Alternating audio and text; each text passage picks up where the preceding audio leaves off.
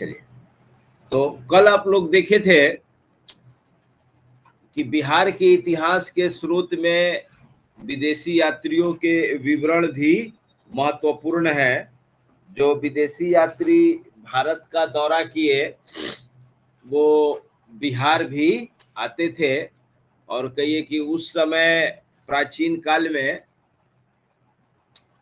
बिहार ही मुख्य केंद्र था। बिहार ही मुख्य केंद्र था। तो जितने भी विदेशी तीर्थयात्री आते थे तो बिहार अवश्य आते थे, बिहार अवश्य आते थे। वो जो कुछ भी लिखकर छोड़कर गए हैं उससे हमें उस समय की इतिहास की जानकारी मिलती है।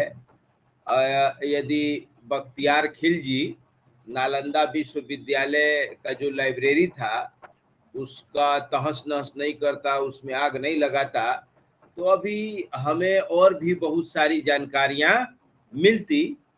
तो बहुत सारे ग्रंथ है, बहुत सारे पुस्तकें जलकर राख हो गए, पता भी नहीं चला। तो उस समय जो यात्री आए थे उनमें मेगास्थनीज, कौन कौन सा नाम लिखे थे? मेगास्थनीज, फाहियान, फाहियान नहीं लिखे थे तो फाहियान लिख लीजिए, ये भी बहुत फेमस था। ये आया गुप्त पीरियड में, चंद्रगुप्त विक्रमादित्य द्वितीय, ह्वेनसांग हर्षवर्धन के समय। ये लोग कहाँ के थे? सब चीनी थे, चीनी यात्री थे। एक इतसिंग है, लिखिए इतसिंग, 7वीं शताब्दी।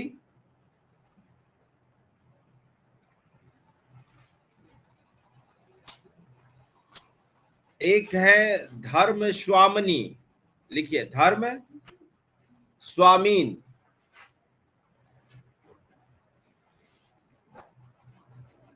तिब्बती भिक्षु। उस समय तिब्बत अलग था, तिब्बत अलग था और चीन अलग था। ये आए थे 13वीं शताब्दी में।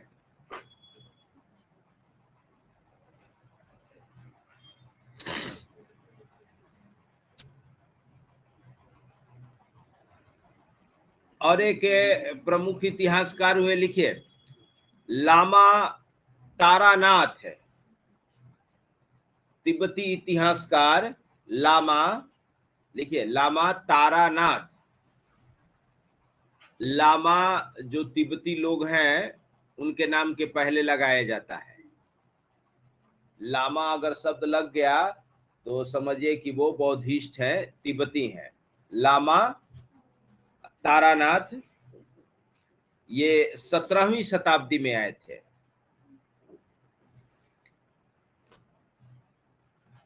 चलिए अब सुनिए, ये तो हो गए इतिहास के स्रोत, ये तो हो गए इतिहास के स्रोत। अब आइए हम लोग बिहार के इतिहास पर देखते हैं। तो जैसे भारत का इतिहास है बताए थे वैसे ही बिहार का इतिहास है। आप लोग भारत का इतिहास जब पढ़ते हैं तो पाषाण काल, हड़प्पा काल, वैदिक युग, उत्तर वैदिक युग, ऐसे क्रम से आता है। तो उसी टाइप से हम लोग भी पढ़ेंगे। यहाँ थोड़ा सा हेडिंग अलग रहेगा। वैदिक युग से लगभग 1600 बीसी, वैदिक युग से लगभग 1600 बीसी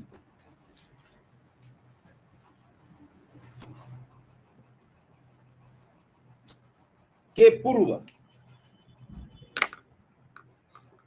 जो इस क्षेत्र में रहने वाले लोग थे उनकी प्रजाति अलग मानी जाती है, और वैदिक युग से जो मानव की प्रजाति है वो अलग मानी जाती है।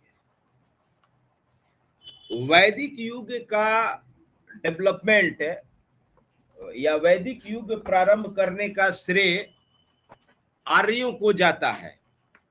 वैदिक युग प्रारंभ करने का श्रेय आर्यों को जाता है। आर्य से पहले वाले लोग जो हड़प्पा सभ्यता के लोग थे, उनको मेडिटेरियंस माना जाता है। उनको मेडिटेरियंस, ये सब पढ़ना है आप लोगों को, ज्योग्राफी में भी पढ़ना है, एवोल्यूशन ऑफ ह्यूमन रेसेस, और एंथ्रोपोलॉजी में भी पढ़ना है, कैसे कैसे मनुष्य का कौन कौन सी प्रजाति है। नाम सुने हैं आप लोग? कोकोसाइड, मंगोलाइड, ऑस्ट्रेलियाइड, निग्रोइड, सब अलग अलग प्रजातियां हैं। मेन 4 प्रजातियां हैं, और इन चारों में से जो इंडिया में आया है उसमें है कोकोसाइड, मेनली यूरोपियन ब्रीड का, और उसी में से है नॉर्डिक। तो लिखिए लिखिए,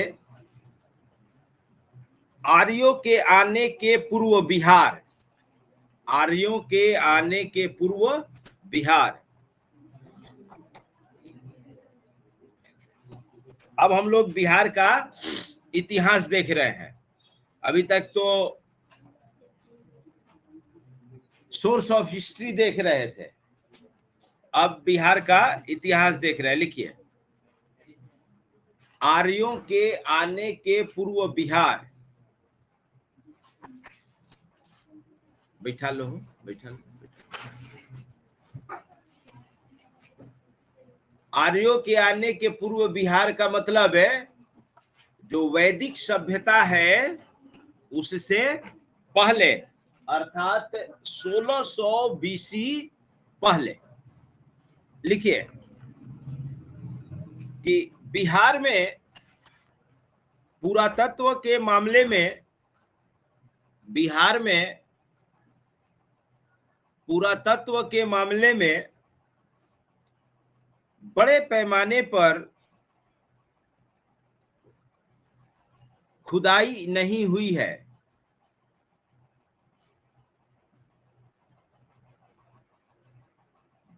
फिर भी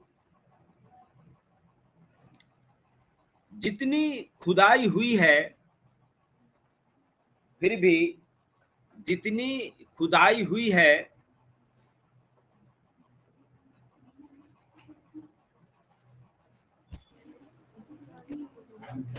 उससे इतिहास के, लिखिए, उससे इतिहास के अतीत में, उससे इतिहास के अतीत में झांकने का मौका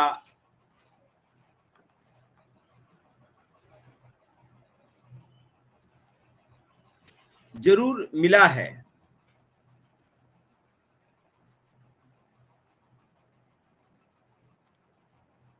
लिखिए, बिहार में प्लियोस्टोसिन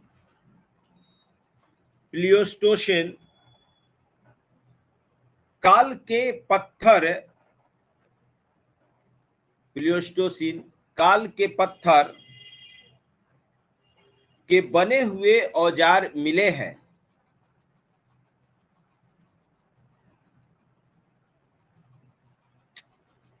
के काल के बने हुए कुछ औजार मिले हैं। प्लियोस्टोसिन, होलोसिन, याद आ रहा है ना? Pre Cambrian, Palaeozoic, Mesozoic, Cenozoic, geological time scale. देखिए, एक है जियोलॉजिकल टाइम स्केल, जो सबसे पुराना इरा है वो है प्री कैम्ब्रियन।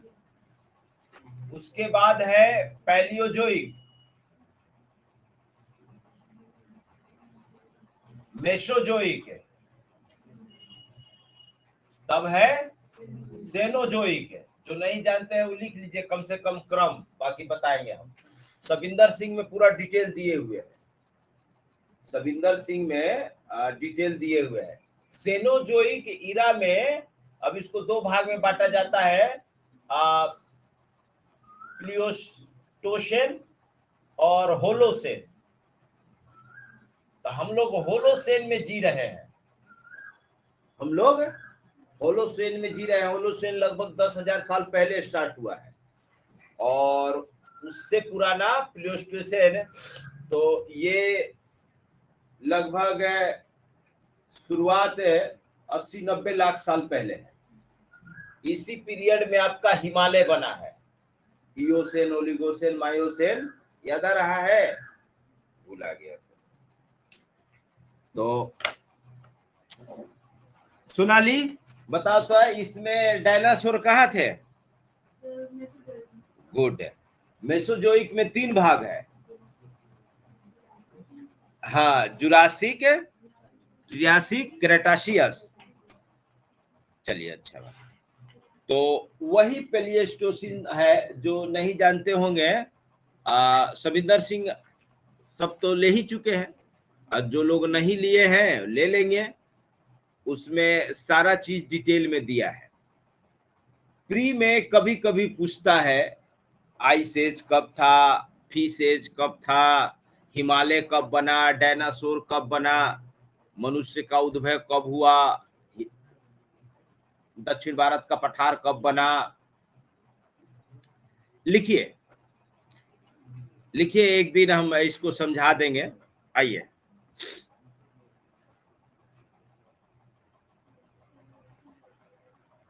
तो सोचिए कि बिहार में प्लियोस्टोसिन काल के भी पत्थर के हथियार मिलते हैं। इसका मतलब यह है कि बिहार में प्लियोस्टोसिन काल में सभ्यता थी, लोग कम रहे होंगे। लिखिए, पूरा पाषाण काल बताए थे कि जो सबसे पुरानी सभ्यता है, इतिहास के अनुसार जो वर्गीकरण किया जाता है पाषाण काल, कि वो युग जब मनुष्य पत्थर के हथियार यूज करते थे, उनको अदरवाइज किसी चीज की जानकारी नहीं थी। और पाषाण काल चूंकि बहुत लंबा पीरियड है, लाखों साल का है, तो उसको 3 भाग में बांटा गया, पूरा पाषाण काल, मध्य पाषाण काल और नव पाषाण। आगे लिखिए, पूरा पाषाण काल के औजार।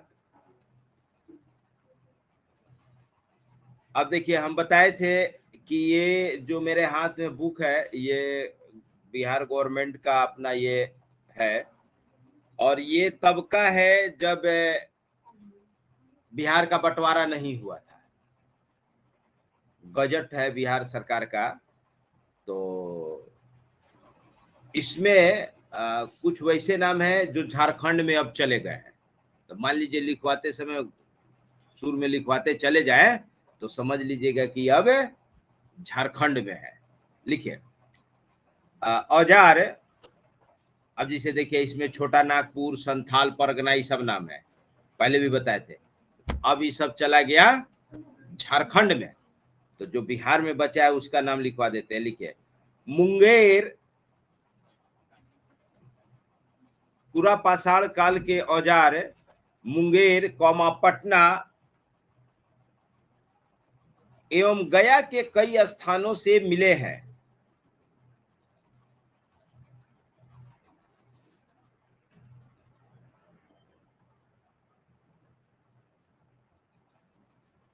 लिखिए, भीम बांध है,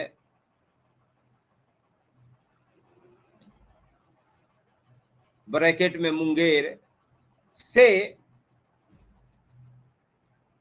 प्रारंभिक प्रस्तर युग के औजार मिले हैं। प्रारंभिक प्रस्तर युग के औजार मिले हैं।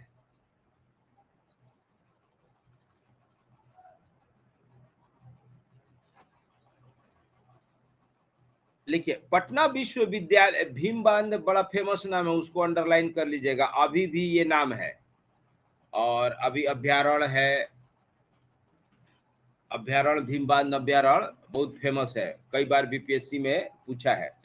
लिखिए, पटना विश्वविद्यालय की एक टीम ने जेठियन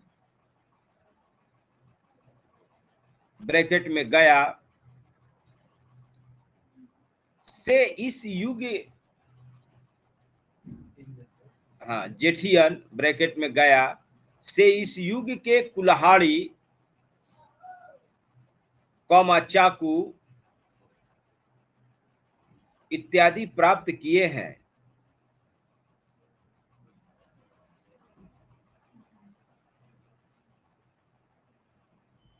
पैराग्राफ चेंज करके लिखिएगा।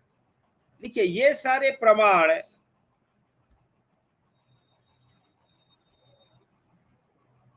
स्पष्ट करते हैं कि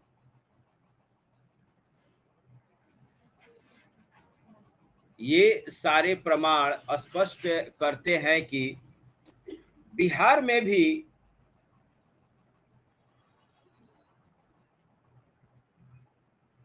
पूरा पाषाण कालीन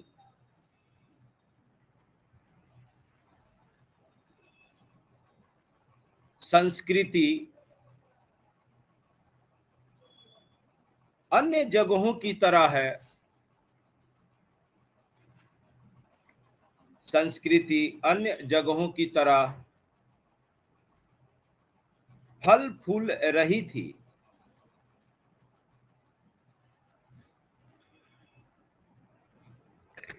इस समय के लोग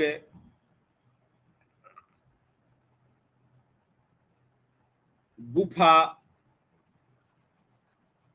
हाइफन कंदराओं में रहते थे, फुल स्टॉप। पशु पक्षी नहीं, कॉमा दे दीजिए, रहते थे कॉमा, पशु पक्षियों का शिकार करते हुए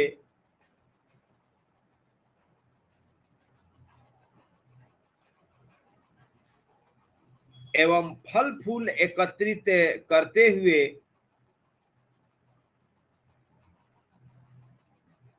फल फूल एकत्रित करते हुए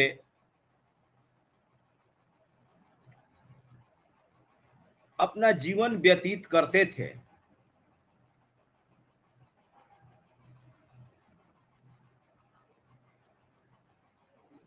तो इस समय के लोग क्या थे? हंटर और गैदरर, आखेटक एवं संग्राहक।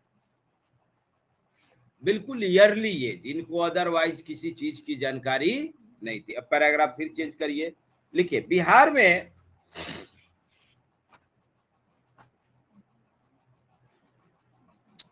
लघु पाषाण कालीन अवशेष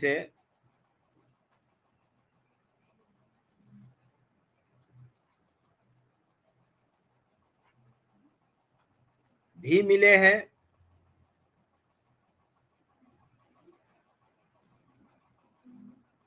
भी मिले हैं।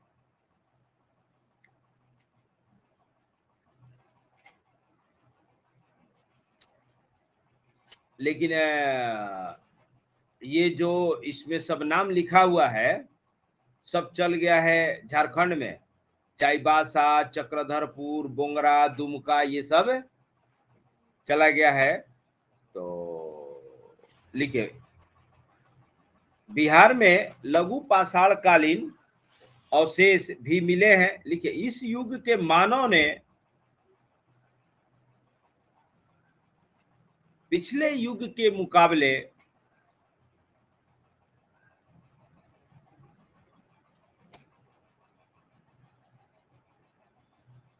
प्रगति कर ली थी, प्रगति कर ली थी।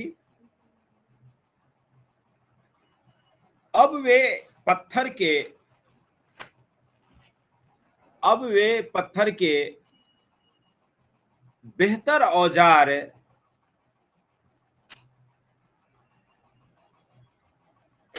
बनाने लगे थे।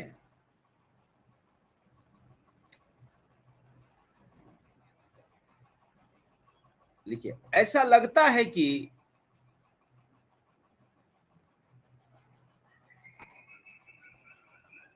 पूरा पाषाण कालीन मानव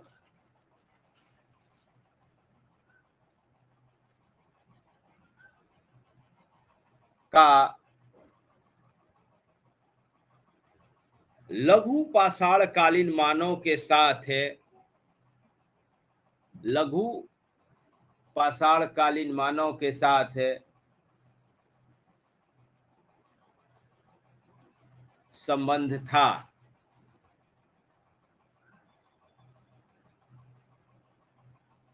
पैराग्राफ चेंज करिए, लिखिए चिरांद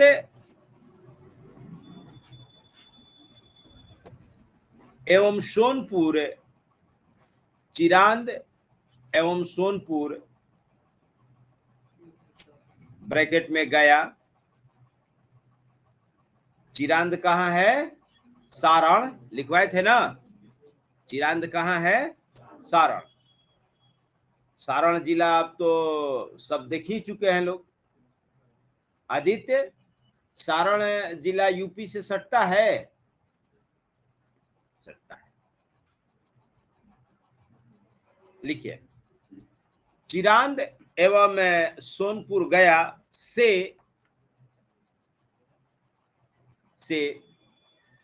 काले एवं लाल मृद भांड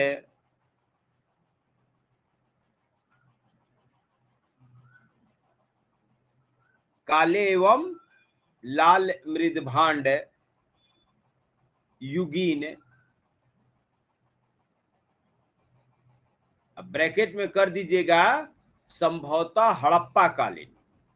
ये काले और लाल मृद भांड हड़प्पा सभ्यता की पहचान है। तो यहां से भी ये काले एवं लाल मृद भांड मिले हैं।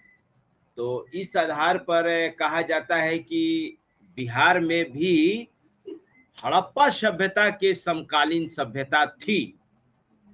अब वो हड़प्पा सभ्यता थी या जो भी थी, लेकिन उसके समकालीन सभ्यता थी।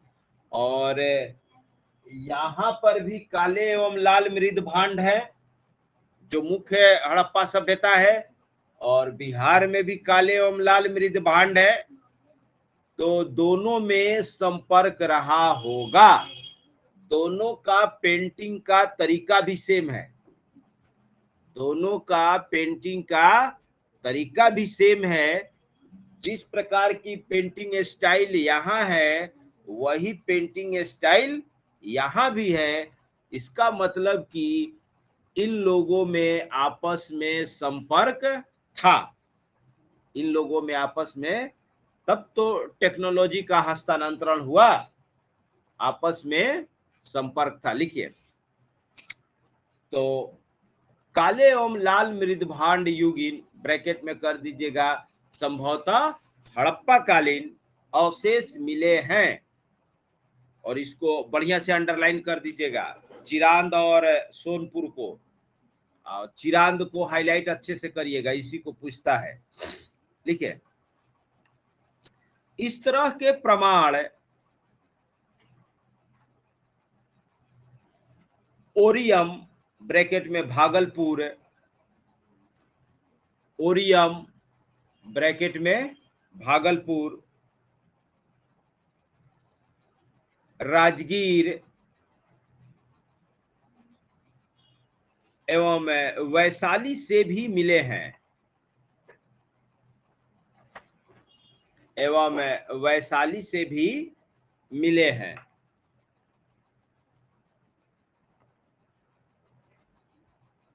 देखिए यहां से मिले प्रमाण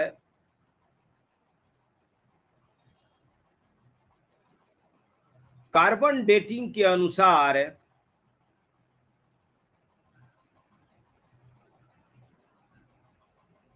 1000 ईस्वी पूर्व से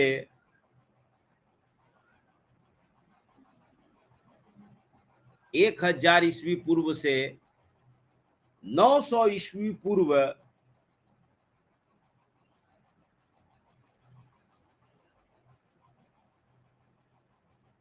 के लगते हैं।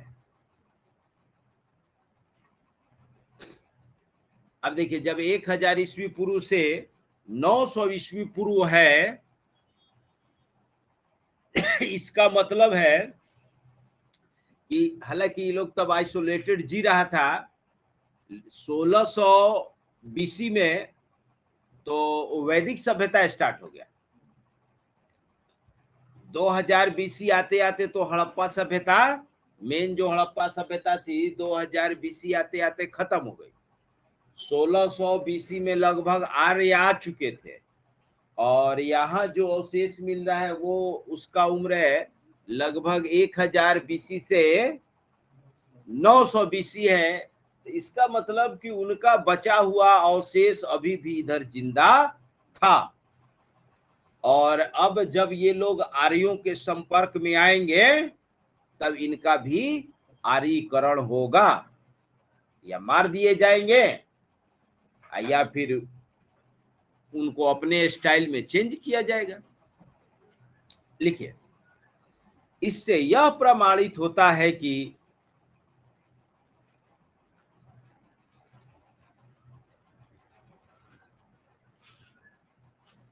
बिहार में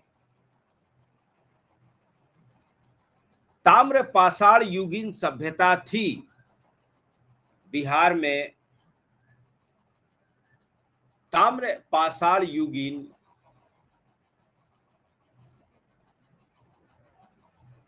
ताम्र पाषाण समझ रहे हैं ना, पाषाण काल के बाद आया ताम्र पाषाण काल। मनुष्यों द्वारा यूज किया जाने वाला पहला मेटल तांबा था, और जब इनके हाथ में टीन भी लग गया तब तांबा और टीन को मिला के कांसा बनाया, जो हड़प्पा सभ्यता हुआ। इसीलिए उसको कांस्य सभ्यता भी कहते हैं। लिखिए, तो यहाँ पे बिहार में ताम्र पाषाण कालीन सभ्यताएं भी थी। ये स्पष्ट करना चाह रहा है कि बिहार में लगभग सभी काल की सत्ताएं सभ्यताएं थी, लेकिन थोड़ा कम थी। क्यों कम थी? क्योंकि ये जो इलाका है अपना बिहार का इलाका है, इधर की अपेक्षा इधर रेनफॉल ज्यादा होता है, वर्षा ज्यादा होता है।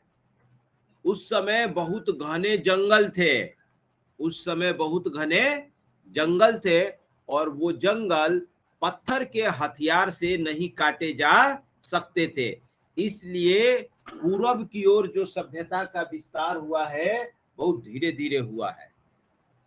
दूसरी चीज, इधर के क्लाइमेट की अपेक्षा इधर का जो क्लाइमेट था बहुत ज्यादा ह्यूमिड था, बहुत ज्यादा ह्यूमिड था, बीमारी ज्यादा फैलता था।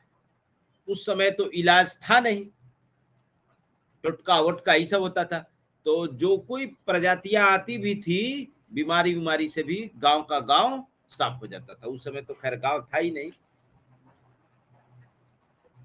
जो नीचे का ड्राइयर इलाका है, छोटा नागपुर का पठार जो अब झारखंड में चला गया, पठारी इलाका पे कुछ कुछ सभ्यताओं का अवशेष ज्यादा मिला है, तो इसीलिए इस काल में झारखंड से अवशेष ज्यादा मिला है, बिहार से अवशेष कम मिला है। क्योंकि यहाँ हर साल उत्तर बिहार में बाढ़ आता है, तो सभ्यता कहाँ से बचेगी, है ना। और उस समय सब जंगल था, अभी तक 20-25 साल पहले तक जंगल था, अब कटाई 1980 के बाद कुछ ज्यादा तीव्र हो गया आबादी बढ़ने के वजह से। तो जो ई चॉइस दे रहा है उपर्युक्त में से एक से अधिक या कोई नहीं, तो बस आपको याद रखना है कि बिहार में सभी काल की सभ्यताएं थी, इनका प्रमाण मिला है। और देखिए मैक्सिमम कहां से मिल रहा है, जितना भी नाम आ रहा है ये सब गंगा नदी के किनारे किनारे आ रहा है।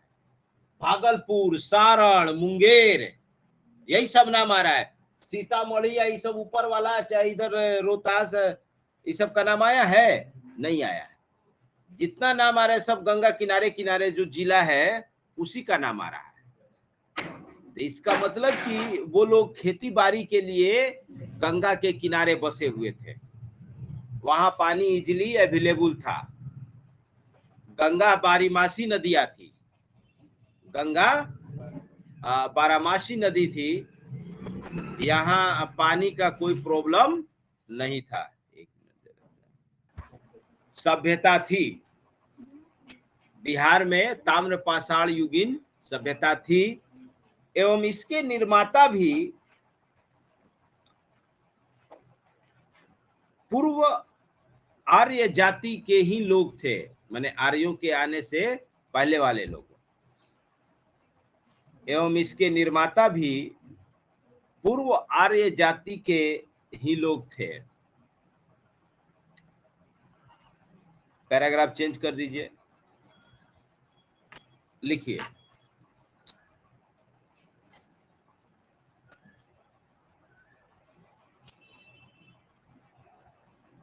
उत्तर पाषाण कालीन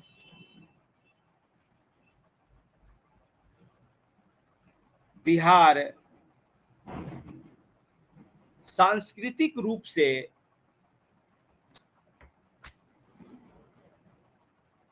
विकसित अवस्था में था। उत्तर पाषाण कालीन बिहार सांस्कृतिक रूप से विकसित अवस्था में था। इस समय जनसंख्या बढ़ जाने के कारण, इस समय जनसंख्या बढ़ जाने के कारण मानव गुफाओं से बाहर आ गया। मानव गुफाओं से बाहर आ गया, फुल स्टॉप। कृषि कार्य के शुरुआत में लग गया।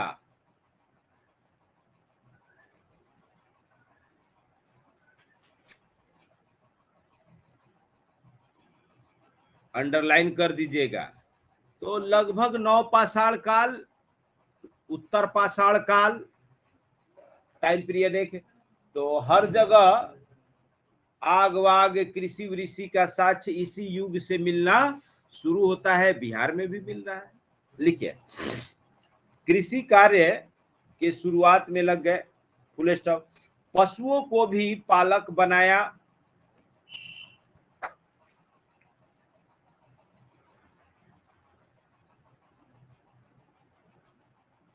लिखिए, इस समय वह है मृद भांड बनाना एवं उसका खाने पकाने एवं संचय के उद्देश्य से, खाना पकाने एवं संचय के उद्देश्य से प्रयोग करना भी सीख गए। अर्थात इस काल के लोग अब खेती भी करने लगे, खाना पकाने लगे, संचय के उद्देश्य से प्रयोग करना भी सीख गए, उसको स्टोर भी करने लगे।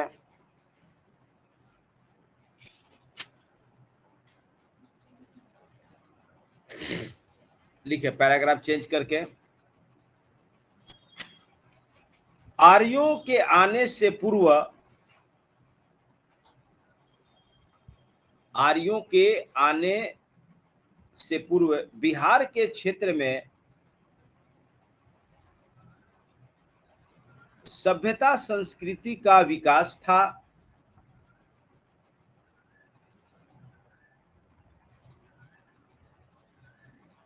कमा, इसका प्रमाण हाँ, सभ्यता संस्कृति का विकास था, कहने का मतलब कि आर्यों के आने से पहले यहाँ संस्कृतियां थीं, इस बात के प्रमाण मिलते हैं। कहाँ से मिलते हैं? लिखिए, इसका प्रमाण ब्राह्मण ग्रंथों से भी मिलता है। जो ब्राह्मण ग्रंथ लिखे गए उसमें ये उल्लेख मिलता है कि हम लोगों के आने से पहले यहाँ सभ्यता थी। ऋग्वेद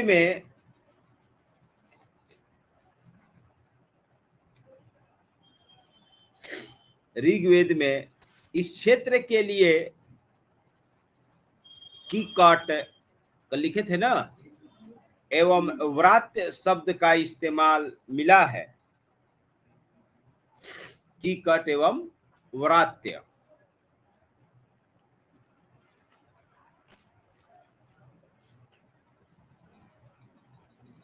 मिला है।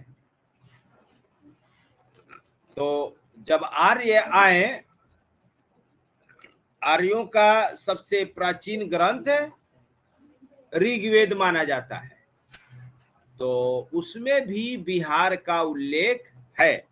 इसका मतलब कि बिहार से संपर्क था आर्यों का। आगे लिखिए, वाल्मीकि के रामायण में, लिखिए वाल्मीकि के रामायण में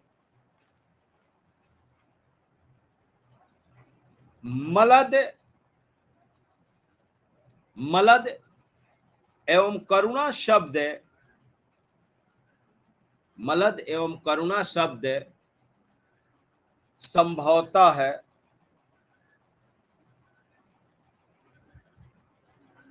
बक्सर के क्षेत्र के लिए इस्तेमाल किया गया है।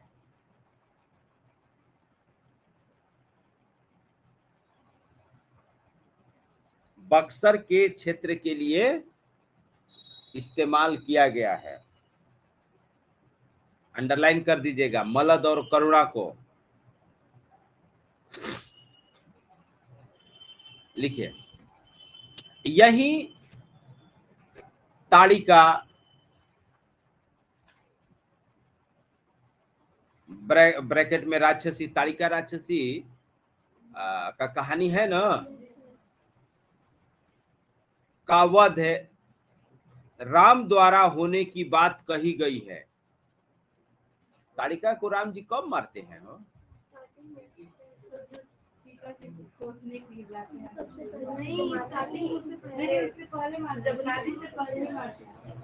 ताड़िका का वध शादी से पहले है।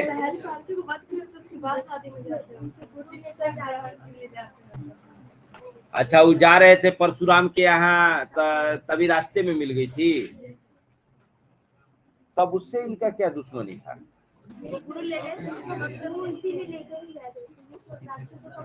अच्छा, ये उत्पात मचा रहा था, सब ऋषि मुनि को परेशान कर रही थी। हाँ, लिखिए, यही ताड़िका ब्रैकेट में राक्षसी का वध राम द्वारा होने की बात कही गई। लिखिए, वायु पुराण में, वायु पुराण, पुराण बताए थे ना, ब्राह्मण पुराण, अरण्यक, ये सब ग्रंथ है। वायु पुराण में गया में, ये सब एग्जाम में आता नहीं है, बस लिखवा दे रहे हैं, ये सब नहीं आएगा। ये एक तरह से ये जो बुक है ये सबूत पेश कर रहा है कि आर्य बिहार में थे, है ना, लेकिन ये एग्जाम में आता नहीं। इसलिए कह दे रहे हैं कि ये नहीं कि इसके पीछे पूरा पड़ जाना रटने के लिए। लिखिए, वायु पुराण में गया में असुरों के राजा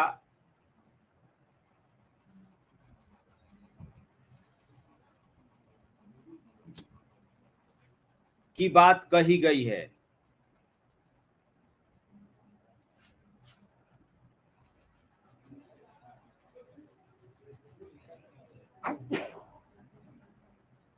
चलिए, लिखिए कि बिहार के गया, comma Patna, comma Munger, comma Bhagalpur, comma Buxar इत्यादि क्षेत्रों में पूर्व आर्य संस्कृति विद्यमान थी। पूर्व आर्य संस्कृति विद्यमान थी।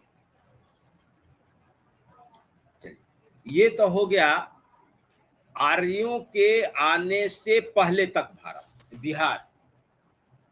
अब हम लोग देखेंगे आर्यों के आने के बाद का बिहार, आर्यों के आने के बाद का। तो देखिए इधर देखिए, आर्य एक मानव की प्रजाति थी जो हड़प्पा सभ्यता के समाप्ति के पश्चात ये पश्चिमोत्तर तरफ से भारत में प्रवेश किया और इधर धीरे धीरे बढ़ते की ओर पूरब की ओर बढ़ा। आर्यों के पास लोहे का हथियार था। आर्य लोहा यूज करना जान गए थे, इनके हाथ लोहा लग गया था, आयरन। उससे पहले जो हड़प्पा सभ्यता है वो लोग आयरन के विषय में नहीं जानते थे। आर्यों के हाथ में आयरन लग जाने से लोहे का कुल्हाड़ी बनने लगा, लोहे का रथ बनने लगा। तो लोहे के कुल्हाड़ी से पेड़ जंगल काटना आसान हो गया। तब ये लोग धीरे धीरे जंगल साफ करके आगे बढ़ने लगे। ठीक है, ये आर्य आए कहां से थे, इस पर बड़ा विवाद है। कोई कुछ कहता है, कोई कुछ कहता है।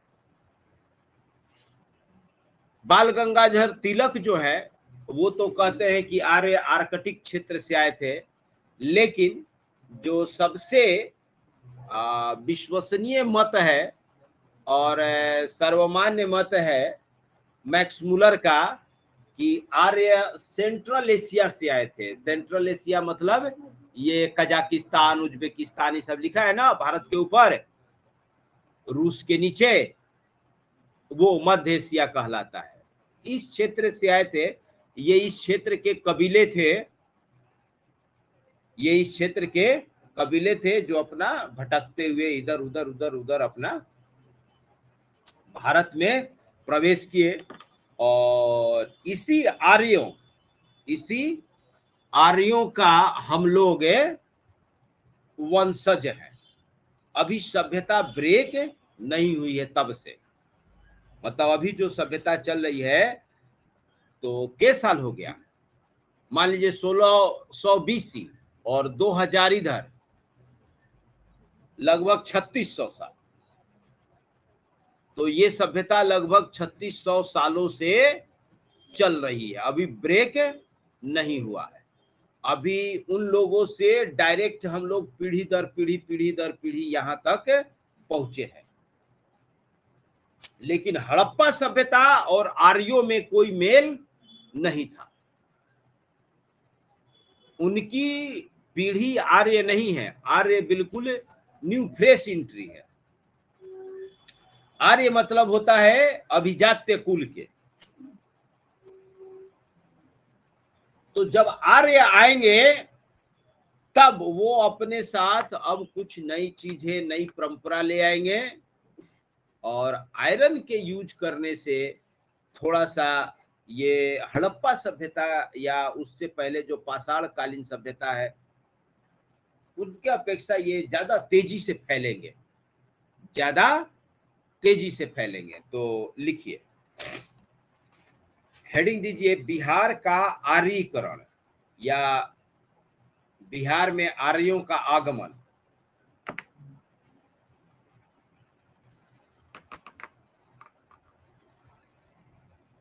लिखिए, यह माना जाता है कि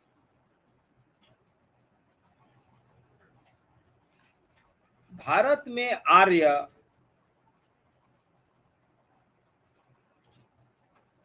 मध्य एशिया से आए। यह माना जाता है कि भारत में आर्य मध्य एशिया से आए। कोई एक मत नहीं है, सब अलग अलग मत है। लिखिए, शुरुआत में ऋग वैदिक युग, शुरुआत में ऋग वैदिक युग ब्रैकेट में 1600 ईसा पूर्व से 1000 ईसा पूर्व में पंजाब हरियाणा के क्षेत्र में बसे।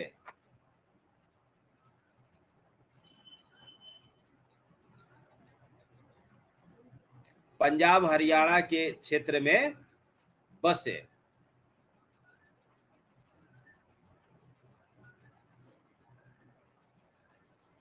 ये आपके 11th क्लास के एनसीईआरटी में इसका कहानी विस्तार से दिया है। 11th क्लास के एनसीईआरटी में एंशिएंट इंडिया, प्राचीन भारत में इसका कहानी कुरु पांचाल का युद्ध है।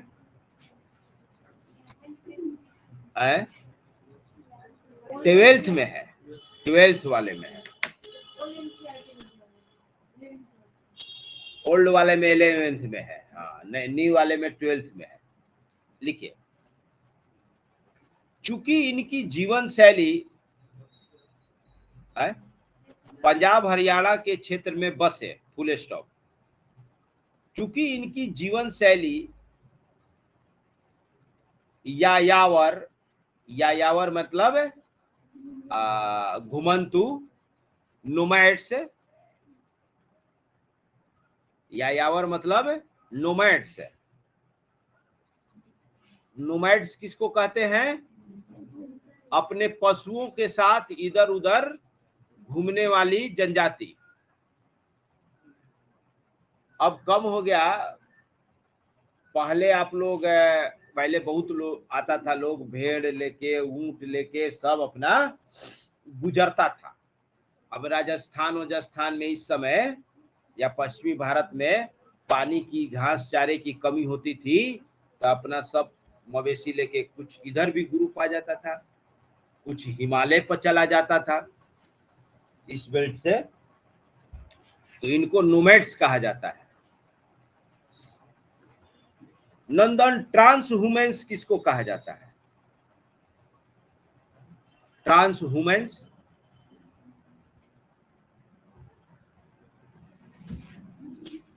क्या हो, कौन बताएगा? वेरी गुड, कौन बताइए?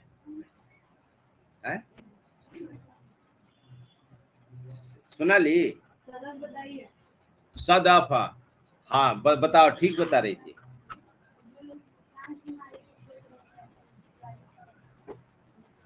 ट्रांसह्यूमेंस भी एक तरह के नोमैड ही हैं।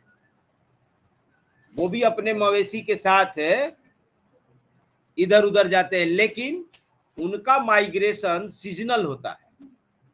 उनका माइग्रेशन सीजनल होता है।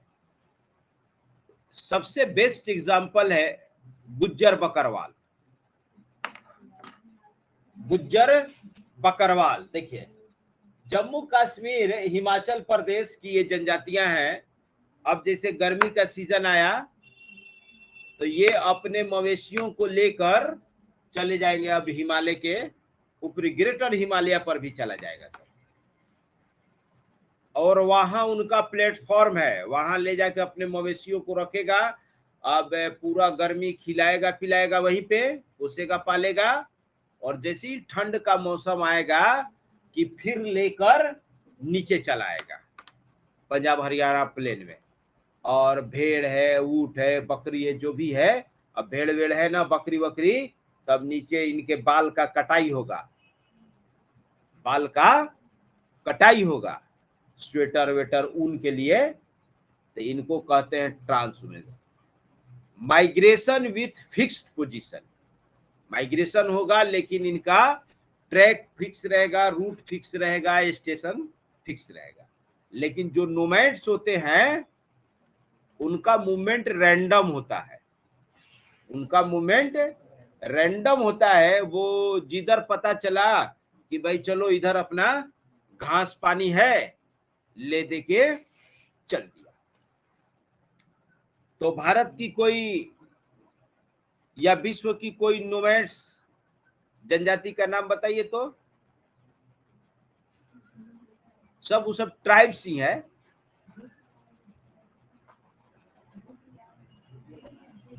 भोटिया ट्रांसह्यूमेंस है, जितना हिमालयन बेल्ट वाला है ना, वो सब ट्रांसह्यूमेंस है। इस सब मध्य एशिया वाला, रेगिस्तान वाला, मध्य एशिया वाला, ये किर्गिज, कजाक, कालमुक ये सब है ना, ये सब बद्दू, तुरेग, बुशमैन, ना बुशमैन तो हंड्रर है, ट्रांसहुमेंस नहीं। लिखिए, चूंकि इनकी जीवन शैली या देखिए ये सब जो चीज है जो अभी हम बता रहे हैं, ये नहीं कि बहुत हाई फाई बता रहे हैं, पांचवा छठा में पढ़ाया है, पांचवा क्लास में सोशल साइंस में। तो गलती आप में है या गलती आपके स्कूल में है, अब जो कही कि आप लोग उस समय स्कूल में कोई सोशल साइंस पर ध्यान ही नहीं देता है, ना उस तरीके से पढ़ता है, ना कोई पढ़ाता है। तो सब है, पांचवा क्लास में दिया हुआ बहुत विस्तार से। लिखिए, अतः, लिखिए अतः ये प्रायः अपना क्षेत्र बदलते रहते थे। अतः प्रायः ये अपना क्षेत्र बदलते रहते थे।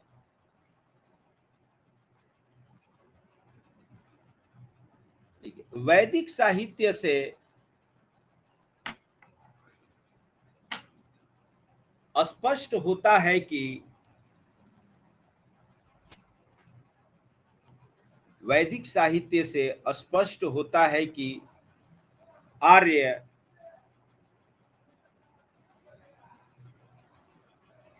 बिहार के क्षेत्र से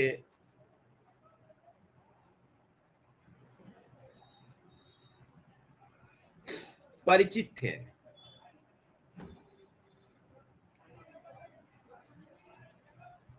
लिखिए, ऋग्वेद में किकट क्षेत्र के, ऋग्वेद में किकट क्षेत्र के अमित्र शासक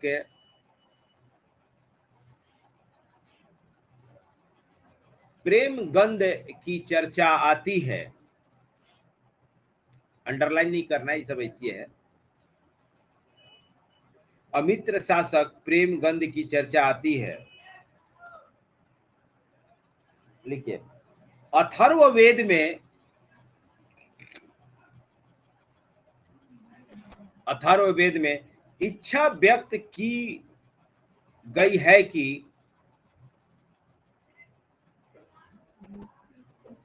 अथर्ववेद में इच्छा व्यक्त की गई है कि ज्वर अंग एवं मगध में आए। ज्वर माने महामारी, अंग एवं मगध में आए। तो देखिए, ये रहा अंग, ये बंगाल और पूर्वी बिहार वाला इलाका, इसको अंग कहा जाता था, और मगध वाला इलाका पटना और उसके आसपास का इलाका।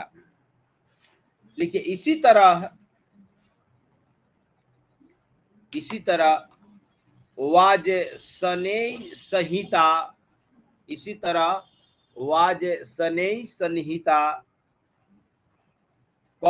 एतरे ब्राह्मण, वाजसनेय संहिता, संहिता भी एक प्रकार के ग्रंथ हैं।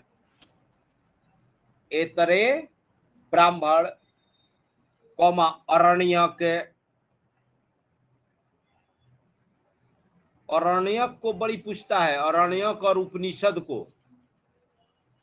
अरण्यक का नाम सुने हैं, अंडरलाइन कर लीजिए, इसको पूछता है बीपीएससी। अरण्यक भी एक प्रकार के ग्रंथ हैं, अरण्यक एक प्रकार के ग्रंथ हैं जो जंगल में पढ़े जाते थे। अरण्य माने होता है जंगल, साइड में कहीं लिख लीजिए, बीपीएससी में पूछा है इसको। अरण्यक, इसमें स्पेशली जादू टोना ये सब था, इसीलिए इसको जंगल में एकांत में पढ़ा जाता था। उपनिषद का नाम सुने हैं? उपनिषद का क्या मतलब होता है? उपनिषद भी एक प्रकार का ग्रंथ है। उपनिषद का अर्थ है गुरु के समीप बैठना। उपनिषद का अर्थ है गुरु के समीप बैठना। लिख लीजिए उपनिषद में।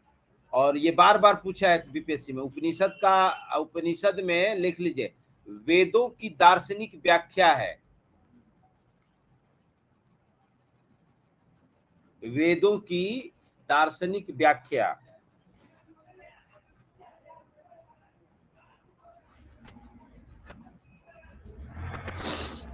वेदों की दार्शनिक व्याख्या का मतलब, जो हमारे वेद हैं उनको श्रुति भी कहा जाता है। वेद को श्रुति कहा जाता है। क्यों? वेद लिखित रूप में पहले नहीं थे। गुरु शिष्य परंपरा से एक पीढ़ी से दूसरे पीढ़ी आगे चलता था। उसमें बहुत सारे ऐसे शब्द थे जो अनेकार्थक हैं। अनेकार्थक हैं, जिसका कोई एक अर्थ नहीं है, बहुत सारा अर्थ है। तो जो बाद के भाष्य आए, उस पर जो अपना भाष्य लिखने लगे, माने इसका अर्थ ये है, उसका अर्थ ये है, उसी को उपनिषद कहा गया। और दार्शनिक व्याख्या मतलब तटस्थ है। ब्रह्म है, निर्गुण निराकार है। ब्रह्म है, निर्गुण निराकार है। इसका क्या मतलब है?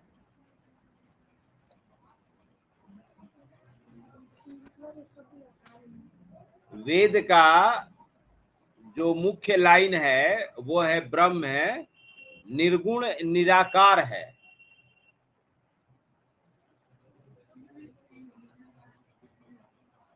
निर्गुण मतलब कि उसमें कोई गुण नहीं है, कि गुणातीत है।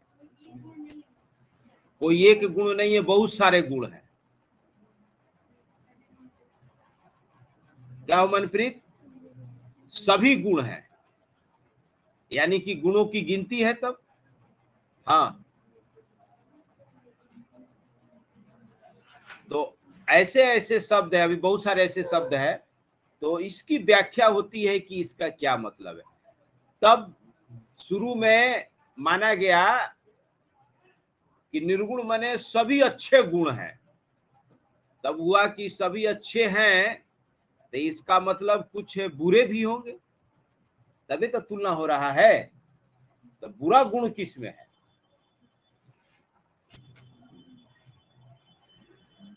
सभी अच्छे गुण तब ब्रह्म बनाए, तो बुरा गुण कौन बनाया? तब फिर जब देखा कि अरे इस पर तो विवाद होने लगा, तब कह दिया कि जो ब्रह्म है, निर्गुण का मतलब गुणातीत है। गुणातीत मतलब बियॉन्ड द क्वालिटी, मतलब इस पर किसी गुण का आरोपण नहीं हो सकता है। अगर गुण का आरोपण किसी प्रकार से करेंगे तब वो सीमित हो जाएगा। जैसे ब्रह्म सफेद है। सफेद है कहने का मतलब कि काला नहीं है, लाल नहीं है। तो इसी टाइप का उसमें सब चर्चा है उपनिषद में। आइए आगे लिखिए। पैराग्राफ चेंज करके लिखिए। क्या लिखे थे? हाँ, एतरे कौमा आरण्यक कौमा उपनिषद कौमा शतपथ ब्राह्मण इत्यादि में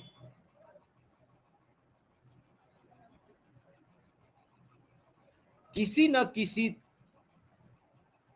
तरह है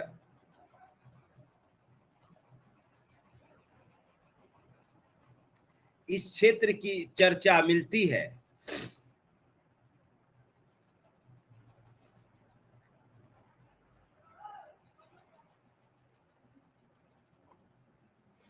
पैराग्राफ चेंज करिए, लिखिए। ऐसा अनुमान किया जाता है कि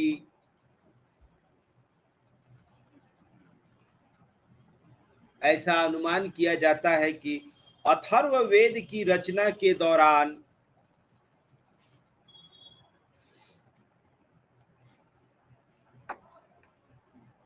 अथर्ववेद की रचना के दौरान आर्यों ने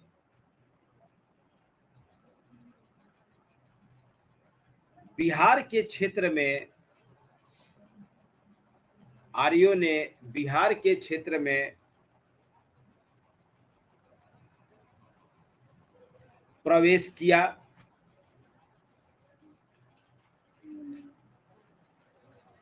फुल स्टॉप। इससे पूर्व भी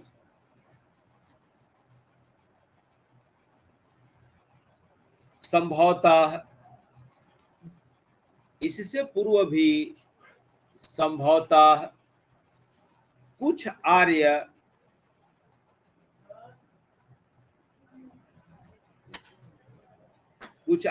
इस प्रदेश में आ चुके थे।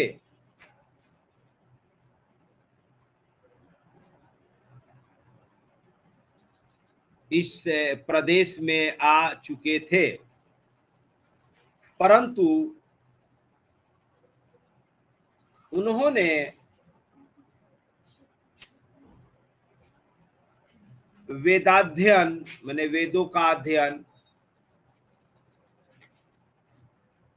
एवं अपने पूजा संस्कार छोड़ दिए थे।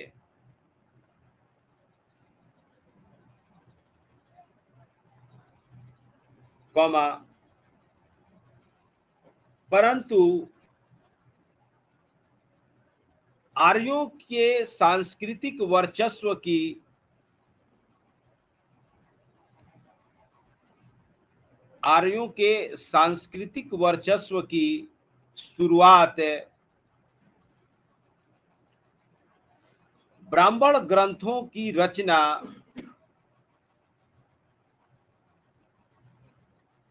परंतु आर्यों के सांस्कृतिक वर्चस्व की शुरुआत ब्राह्मण ग्रंथों की रचना के समय शुरू हुई।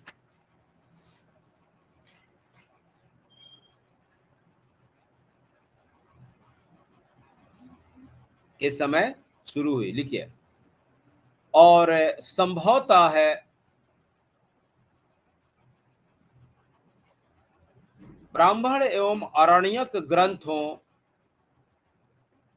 और संभवतः ब्राह्मण एवं आरण्यक ग्रंथों की रचना इसी क्षेत्र में हुई।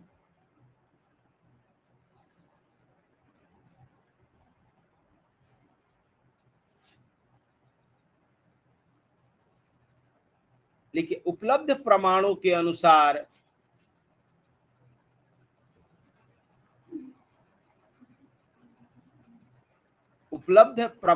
अनुसार मगध क्षेत्र में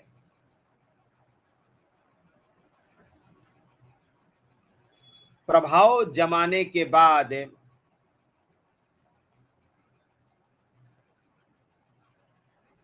मगध क्षेत्र में प्रभाव जमाने के बाद अंग के क्षेत्र में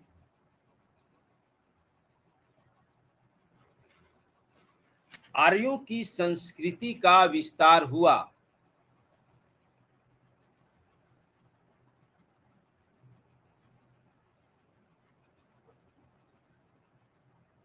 देखिए, पहले भी बताए थे कि ये पटना और आसपास का इलाका ये था मगध, और इसके पूरब में ये मुंगेर और ये झारखंड बंगाल वाला इलाका, इसको कहते थे अंग। आगे चलकर ये जनपद का रूप धारण करेंगे। पैराग्राफ चेंज करिए, लिखिए। वाराह पुराण में वाराह लिखो 3 घंटा लिखना रहता है, तो 1 घंटा नहीं हुआ, बीच बीच में रोक दे रहे हैं। लिखो, वाराह पुराण में हम लोग जब कोचिंग करते थे, याद है, अब तो ढेर युग बदल गया। एक अशोक सिंह सर है, मैंने उस समय दिल्ली के नामी थे। तो समझो कि उस युग में थे दिल्ली में कि क्लासरूम में इन्वर्टर भी नहीं था, लाइन भगता था तो वैसी पसीना से लथपथ, वो अपना बोल रहे हैं, अगल बगल झांकने का भी मौका नहीं है, जो चल रहा है 2 घंटा चल रहा है, लिखते जाओ लिखते जाओ लिखते जाओ। लिखिए, वराह पुराण में चर्चा है कि कीकट एक अपवित्र प्रदेश है। कीकट एक अपवित्र प्रदेश है, जबकि गया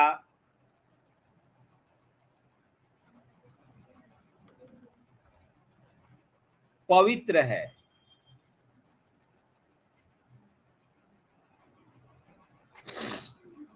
चलिए छोड़ देते हैं सवाल।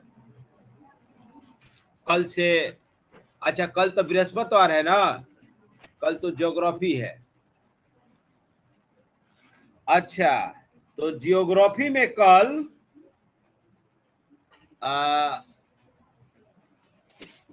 अभी तो ओशन मूवमेंट्स का इंट्रोडक्शन दिए थे कि कितने तरह के ओशन मूवमेंट्स है, समुद्री जल में कितने प्रकार की गतियां हैं।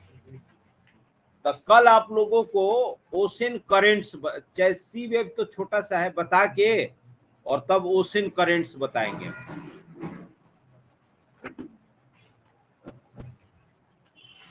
और शनिवार को सब लोग क्लास 6 का जियोग्राफी का एनसीईआरटी लेके आइएगा। शनिवार को क्लास 6 का जियोग्राफी का एनसीईआरटी लेके आइएगा, जरा उसको भी चेक करते हैं कि क्या स्थिति है आप लोगों की।